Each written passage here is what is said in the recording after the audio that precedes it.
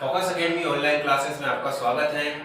आज हम बात करेंगे डबल फर्टिलाइजेशन पर, या फिर जिसे बोला जाता है द्विनिषेचन के। जो द्विनिषेचन होता है ये क्या होता है और एंजियोस्पर्म पाथवे में ये किस तरह से संपन्न होता है, आज हम इसी पर बात करेंगे। तो हम जो डबल फर्टिलाइजेशन पढ़ेंगे आज, वो पढ़ेंगे किसके अंदर, एंजियोस्पर्म पाथवे के अंदर। किसके अंदर पढ़ेंगे, एंजियोस्पर्मिक पाथवे के अंदर, या एंजियोस्पर्म जो प्लांट्स होते हैं उसके अंदर हम इसकी बात करेंगे। तो द्विनिषेचन क्या होता है, तो मैंने आपको बताया था पहले कि जो निषेचन होता है उसकी परिभाषा को समझ लेते हैं, फिर द्विनिषेचन समझते हैं।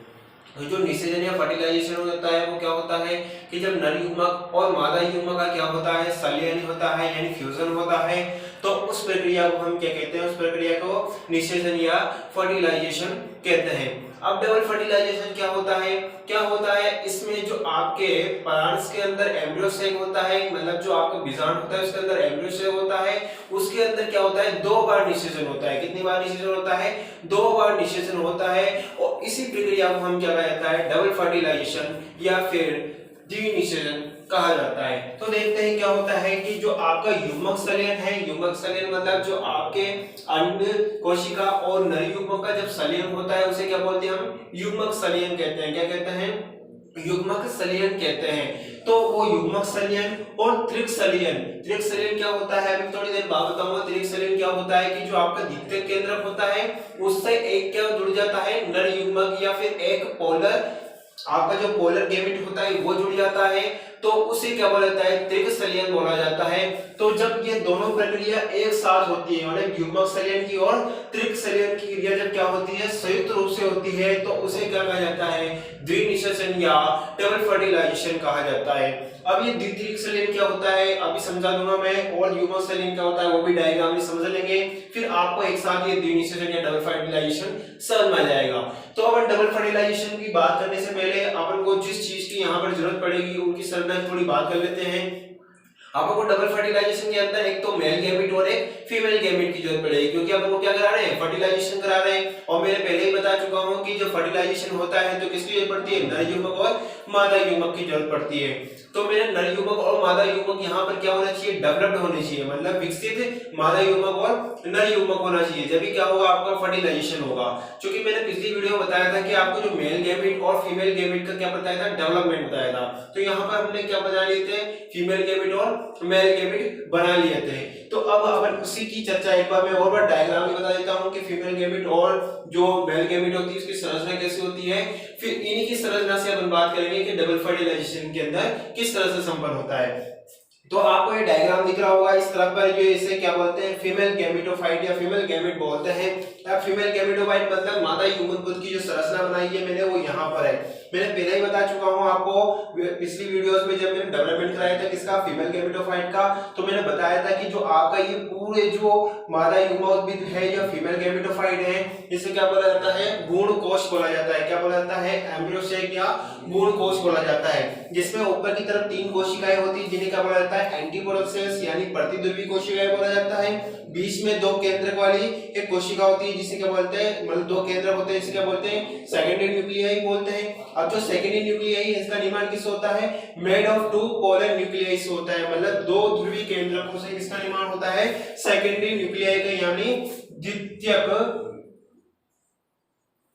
केंद्रक का निर्माण होता है। किसका निर्माण होता है, द्वितीयक केंद्रक का निर्माण होता है। जो आपके जो 2 पोलर्स हैं, ये 2 पोलर न्यूक्लियाई यानी ध्रुवीय केंद्रक है, इनसे क्या होता है, द्वितीयक केंद्रक का निर्माण होता है। इसी द्वितीयक केंद्रक की हमें किसकी जरूरत पड़ेगी, द्विनिषेचन में जरूरत पड़ेगी। तो ये यहाँ पर बीच में क्या होता है, सेकेंडरी न्यूक्लियाई या फिर द्वितीयक केंद्रक होता है, जिसका निर्माण किससे होता है, पोलर न्यूक्लियाई यानी ध्रुवीय केंद्रक से होता है। जबकि नीचे की ओर आपको दिख रही होगी 3 कोशिका नीचे की तरफ भी है, जिसमें ये ऊपर की तरफ की जो कोशिका है इसे क्या बोला जाता है, एक सेल या अंड कोशिका बोला जाता है। क्या बोला जाता है, इसे एक सेल या अंड कोशिका बोला जाता है, जिसमें नीचे की तरफ 2 कोशिकाएं जिन्हें सिंग्रेट सेल्स या फिर सहायक कोशिकाएं बोला जाता है। इन्हीं सहायक कोशिकाओं से आपकी जो मेल गैमेटोफाइट की परागनली है, पोलन ट्यूब है, वो प्रवेश करती है किसके अंदर, आपके बीजांड के अंदर या भ्रूणकोश के अंदर प्रवेश करती है। कहां से, इन सहायक कोशिकाओं के अंदर से ही।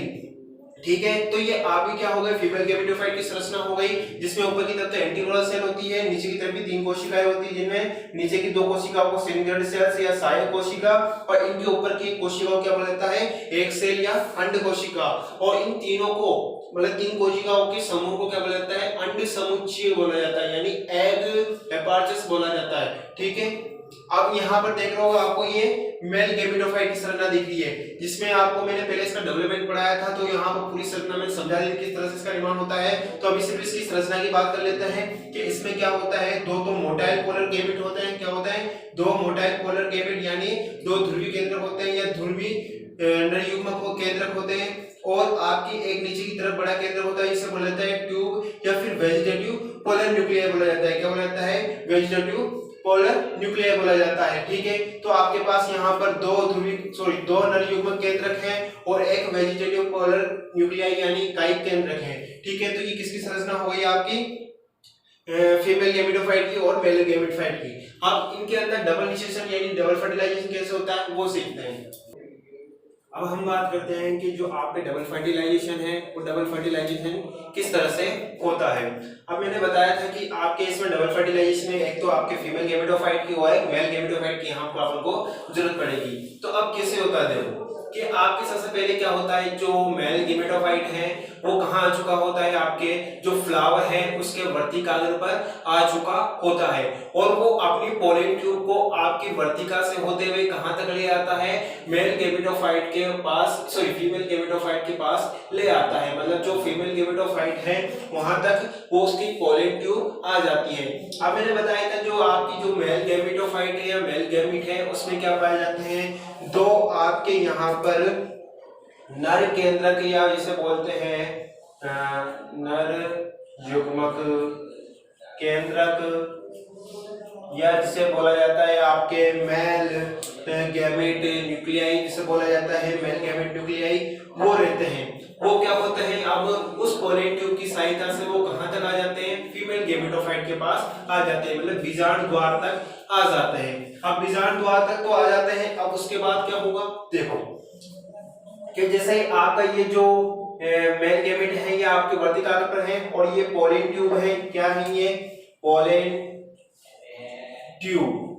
इस पोलन ट्यूब कहाँ आएगी, वर्तिका से होती हुई कहाँ जाएगी, आपके फीमेल गैमेटोफाइट के बीजांड द्वार तक आ जाएगी। ये आपका ये जो हिस्सा है ये क्या है, बीजांड द्वार है। क्या है ये, बीजांड द्वार है।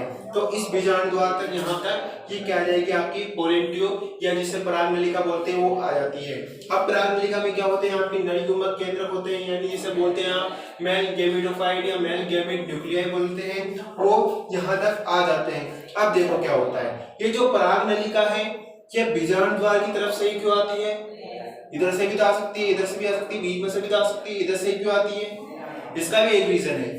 जो आपकी यहाँ पे जो सिंक्रेट सेल्स है, ये मैंने बताया था सिंक्रेट सेल्स ये सहायक कोशिकाएं जिसे सिंक्रेट सेल्स भी कहते हैं। ये सहायक कोशिकाओं में कुछ फिलीफॉर्म एपार्चस पाए जाते हैं, तंतुमय समुच्चय पाए जाते हैं, जो कि आपको ब्लू कलर में दिख रहे हैं। ये सहायक कोशिकाओं के अंदर इन्हें बोला जाता है फिलीफॉर्म एपार्चस या तंतुमय समुच्चय।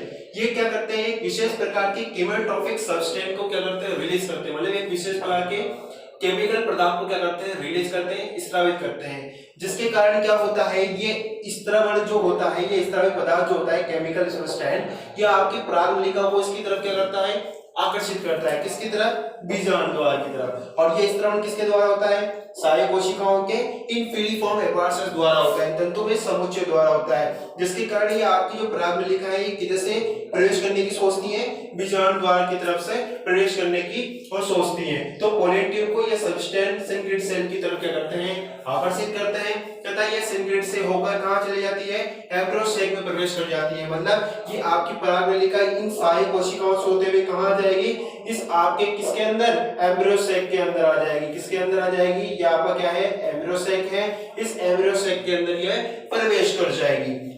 ठीक है, तब पोलन ट्यूब में अपने कंटेंट सिंगेटेड सेल्स के अंदर स्रावित कर देती है। अब जैसे ही आपके एम्ब्रियो सेल के अंदर आ जाएगी तो इसके अंदर क्या है, नर युग्मक है। क्या है, नर युग्मक के अंदर रहता है। इसे हमें क्या बोलेंगे, यहाँ पर कंटेंट्स बोल दिया है इसको, यानी पोलन ट्यूब अपने कंटेंट्स को किसके अंदर, सिंगेटेड सेल्स के अंदर यानी सहायक कोशिकाओं के अंदर क्या कर देती है, स्रावित कर देती है। मतलब आपकी जो सहायक कोशिकाएं हैं यहाँ से ही आपके प्राइमरी के अंदर प्रवेश करेगी और आपके जो नर युग्मक केंद्र के ये कहाँ जाएंगे, इन दोनों के अंदर प्रवेश हो जाएंगे। जैसे कि डायग्राम में समझा देता हूं किस तरह से होता है काम, कि आपकी जैसे ये पोलन ट्यूब है, ये पोलन ट्यूब यहाँ से इस सहायक कोशिका को भेजते हुए कहाँ प्रवेश कर जाएगी, अंदर की तरफ प्रवेश कर जाएगी। कहाँ प्रवेश कर जाएगी, अंदर की तरफ प्रवेश कर जाएगी। अब अंदर की तरफ प्रवेश करते ही आपकी ये जो दोनों नर युग्मक केंद्रक हैं ये कहाँ आ जाएंगे, अंदर की तरफ आ जाएंगे। अब देखिए कि जो आपका ये फर्स्ट वाला जो ये फर्स्ट, अपन इसको फर्स्ट मान लेते हैं, फर्स्ट मेल गैमेटोफाइट न्यूक्लियाई बोल देते हैं और इसको सेकंड गैमेटोफाइट न्यूक्लियाई बोल देते हैं। तो ये जो फर्स्ट गैमेटोफाइट न्यूक्लियाई है ये किससे संलयित हो जाएगा, आपकी एग सेल से। किससे संलयित हो जाएगा, जो एग सेल है इससे संलयित हो जाएगा। और जब ये आपका फर्स्ट जो नर युग्मक है, ये नर युग्मक केंद्रक है, ये किससे संलयित हो जाता है, एक सेल से फर्टिलाइज हो जाता है।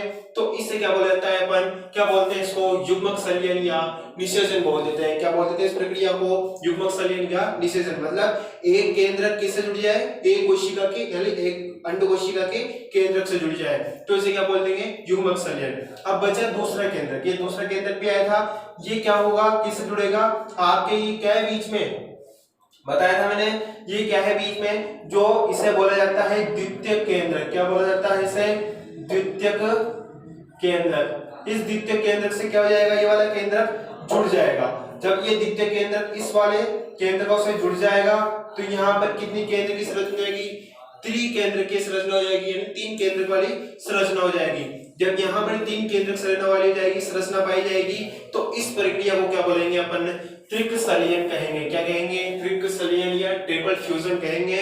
जिसमें क्या होगा, आपका जो द्वितीय केंद्र होता है यानी सेकेंडरी न्यूक्लियाई होता है, वो आपके जो मेल गैमेट होता है उसके केंद्र से जुड़ जाता है। मतलब एक मेल गैमेट केंद्र जो किससे जुड़ जाता है, द्वितीय केंद्र से जुड़ जाता है और 3 केंद्र की संरचना का निर्माण करता है, जिसे क्या कहते हैं, त्रिक संलयन या ट्रिपल फ्यूजन कहते हैं। अब ये जो क्रिया है ये दोनों क्या होती है, एक साथ होती है। मतलब ये जो युग्मक संलयन की जिसे अपन फर्टिलाइजेशन बोलते हैं और ये त्रिक संलयन की जिसे अपन क्या बोलते हैं, ट्रिपल फ्यूजन बोलते हैं। तो ये दोनों क्रियाएं क्या होती है, एक साथ होती है। इस एक साथ होने के कारण इन दोनों क्रियाओं को क्या बोला जाता है, द्विनिषेचन या डबल फर्टिलाइजेशन कह दिया जाता है। क्या कहते हैं, युग्मक संलयन को और त्रिक संलयन जब एक साथ होता है तो उसे क्या बोलते हैं, द्विनिषेचन या डबल फर्टिलाइजेशन कह देते हैं। तो मैंने एक थोड़ी सी सूत्र के हिसाब से या फिर एक लाइन से हिसाब से जमा रखा है कि जब आपका फर्स्ट गैमेट एक सेल से जुड़ जाता है यानी सिने गैमेट जिसे बोलते हैं आपको, मतलब युग्मक संलयन जिसे बोलते हैं, तब इनके फलस्वरूप किसका निर्माण होता है, जाइगोट का यानी युग्मनज का निर्माण होता है। किसका निर्माण होता है, युग्मनज का। मतलब आपका ये फर्स्ट गैमेट जब एक से जुड़ जाएगा तो अपन इसे कहेंगे तो युग्मक संलयन, बट इसके फलस्वरूप किसका निर्माण होगा, आपके जाइगोट का यानी युग्मनज का निर्माण होगा। अब सेकंड गैमेट, जो सेकंड गैमेट था यहाँ पर मैंने बनाया था, ये सेकंड गैमेट ये किससे जुड़ जाएगा, आपके द्वितीय केंद्रक से यानी सेकेंडरी न्यूक्लियस से जुड़ जाएगा। तो सेकंड गैमेट सेकंड न्यूक्लियस से जुड़ जाता है, द्वितीय केंद्रक से जुड़ जाता है, जो कि पहले से क्या होता है, द्विगुणित होता है। तो अब ये तो क्या है, आपका जो मेल गैमेट है तो क्या होते हैं, अगुणित होते हैं। तब एक गुणित और ये आपकी यहाँ पर जो द्वितीय केंद्र क्या होता है, द्विगुणित। तो ये दोनों जुड़ जाते हैं तो कौन सी संरचना का निर्माण करते हैं, त्रिगुणित संरचना का निर्माण करते हैं। कौन संरचना का निर्माण करते हैं, त्रिगुणित संरचना का निर्माण करते हैं। इसलिए इसे क्या बोला जाता है, त्रिक संलयन बोला जाता है। क्या बोला जाता है, इस प्रक्रिया को त्रिक संलयन बोला जाता है। और इसके फलस्वरूप क्या बनता है, आपका पीईएन बनता है। पीईएन मतलब प्राइमरी एंडोस्पर्म न्यूक्लियस यानी प्राथमिक भ्रूण कोश का निर्माण हो जाता है। किसका निर्माण हो जाता है, प्राइमरी भ्रूण कोश का। मतलब ये आपके जो त्रिक संलयन हुआ ना, तो इस त्रिक केंद्र की संरचना से किसका निर्माण हो जाएगा, आपका एंडोस्पर्म का, यानी आपके प्राइमरी एंडोस्पर्म न्यूक्लियस का निर्माण हो जाता है, यानी प्राथमिक भ्रूण कोश का निर्माण हो गया है। और ये क्या है, आपका त्रिगुणित है, जबकि आपका जाइगोट क्या होता है, द्विगुणित, क्योंकि आपकी जो मेल गैमेट होता है वो तो होता है अगुणित और एक सेल भी क्या होती है, अगुणित। तो n+ प्लस n जो होता है वो क्या हो जाता है 2n। तो इसलिए यहाँ पर जो जायगोट का डिमांड होता है वो क्या होता है द्विगुणित, जबकि आपके यहाँ पर जो मेल गैमेट होता है वो तो होता है n और द्वितीय केंद्र का होता है 2n मतलब द्विगुणित। तो दोनों जुड़ के क्या बनाते हैं त्रिगुणी संरचना बनाते हैं, यानी त्रिक संलयन वाली संरचना बनाते हैं, जिसे क्या बोलते हैं अपन प्राथमिक भ्रूण कोश या प्राइमरी एंडोस्पर्म न्यूक्लियस कह देते हैं। तो ये तो हो गया आपके प्राइमरी एंडोस्पर्म न्यूक्लियस, और ये पूरी संरचना को अपन क्या कहते हैं, दोनों को साथ मिलने को द्वितीयक निषेचन या फिर डबल फर्टिलाइजेशन के नाम से जानते हैं। अगर वीडियो पसंद आई हो तो लाइक करें, सब्सक्राइब करें, शेयर करें।